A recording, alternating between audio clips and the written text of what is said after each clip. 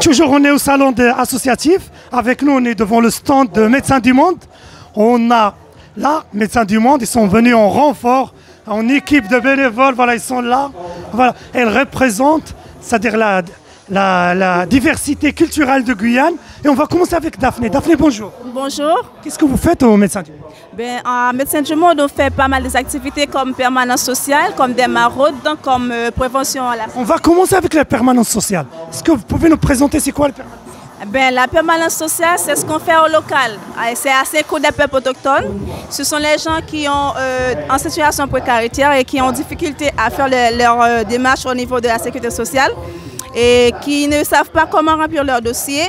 Nous, comme on a été formés pour ça, on met nos œuvres, nos formations qu'on a été prises et on aide les gens au niveau de leur sécurité. Concrètement, est-ce qu'il y a un numéro de téléphone? On vient de se déplacer à une adresse? Comment ça se passe? Il y a un numéro de téléphone et par email aussi qui est mfkn@médecindumonde.net. Et il y a l'adresse au-dessus qui est le Synco des peuples autochtones, comme je viens de le dire. Et c'est là que les gens peuvent venir s'il y a des difficultés avec les démarches au niveau de la sécurité sociale.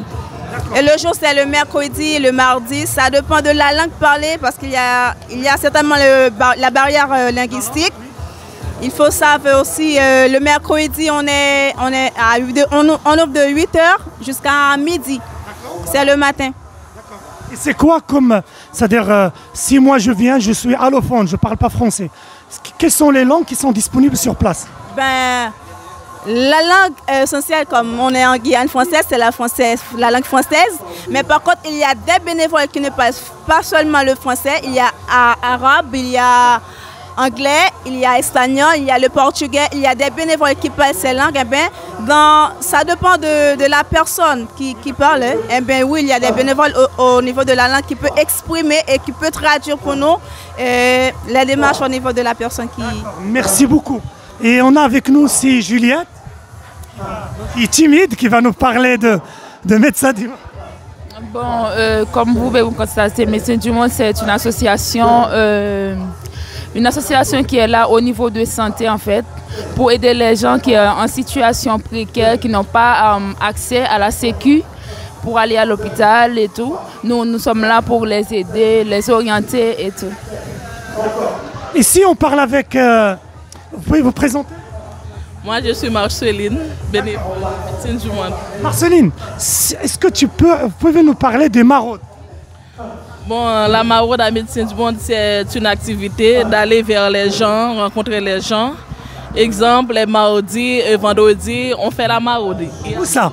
Dans quel quartier? À Mogès, Savane, Tarzan et à Baduel. Et vous proposez quoi comme service pendant ces maraudes? Pendant ces maraudes, on est là pour annoncer aux gens que Médecins du Monde va passer demain pour les gens qui n'ont pas accès aux droits, qui n'ont pas leur sécu. Comme ça, il y aura des médecins, des infirmières pour prendre soin de ces gens-là, mais qui n'ont pas accès aux droits, qui sont fermés. Et il y a des actions de prévention, de sensibilisation? Oui, on fait. Et sur la maladie des IST et la maladie des rats aussi, sur la dengue. Est-ce que vous faites de dépistage, par exemple, diabète, hypertension, ça, des maladies chroniques, avec les médecins, vos médecins de Médecins du Monde? Oui, on fait ça. Et puis à Médecins du Monde aussi, on fait TROD.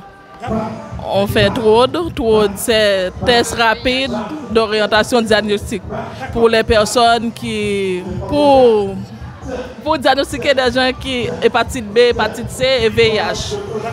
Merci beaucoup. Whitney, on a avec nous des gens qui hésitent de devenir bénévoles. Comment on peut devenir bénévole à la Médecins du Monde? Tout d'abord, il faut passer, soit que vous appelez, Ils appellent sur quel numéro?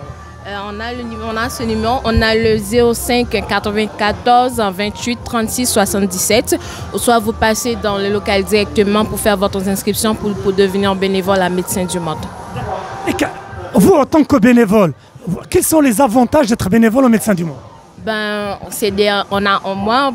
on apprend beaucoup, c'est enrichir les connaissances, on apprend surtout un peu plus sur la médiation santé, c'est quoi exactement.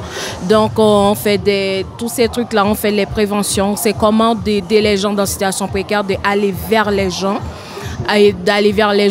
de les aider, de les orienter, ensuite de les apprendre à être autonomes et comment remplir les documents en cas où ils ont... Mais parfois, il y a les bénévoles, ils ont peur. Ils disent médecin du monde, ben, je ne suis pas médecin, je ne sais pas comment faire.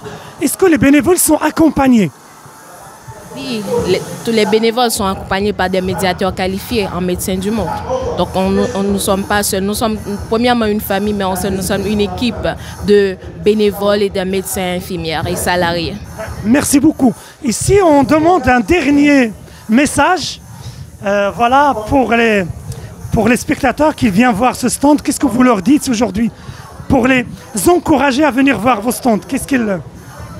Oui, bon là, on va encourager tous les gens là, venez voir Médecins du Monde parce qu'on l'oriente partout. Et aussi, c'est ce qui est plus important pour nous, c'est Médecins du Monde aussi soigne l'injustice.